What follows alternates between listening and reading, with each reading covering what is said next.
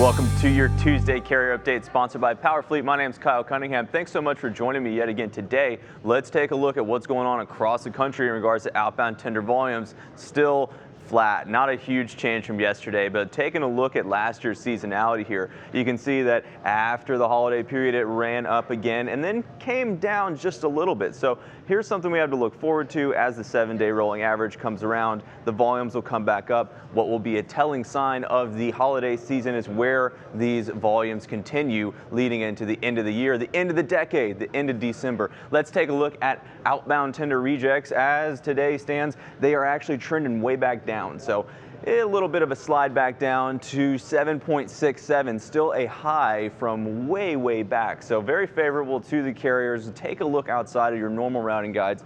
The contracted freight tenders are being rejected, indicating that your assets are that much more valuable. Looking across the country, a daily change from yesterday. Not a lot of bright greens, some darker greens, but a lot of red as well. We talked about Quincy yesterday. That one's now turned down 7%. Taking a look, Duluth, Minnesota, that's one to look at. St. Cloud as well, and Minneapolis. So Minnesota, that is going to be the state to look in today. If you've got assets near Minnesota, make sure you get what you're truly after on that one. Let's take a look at some markets across the country. Wilmington, North Carolina, a quiet market in general. Don't talk too much about this one, but 10.82%, indicating that capacity is underneath the crunch here. You can see a big jump up from under 7.5% to almost 11%. 1 out of every 10 contracted freight tenders being rejected. Taking a look at outbound volumes, kind of strange that the volumes drop way off and the rejections run way up. So not a lot of outbound, but not a lot of capacity. So take that into account if you're anywhere near Wilmington. Moving over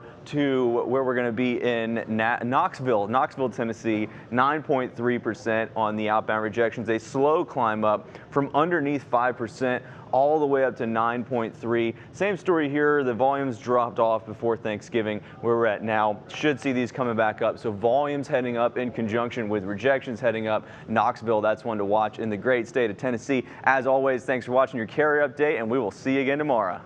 The comprehensive logistics offerings from PowerFleet cover in-cab ELD, fleet management, trailer tracking, cargo monitoring, and tracking other assets such as chassis and intermodal containers.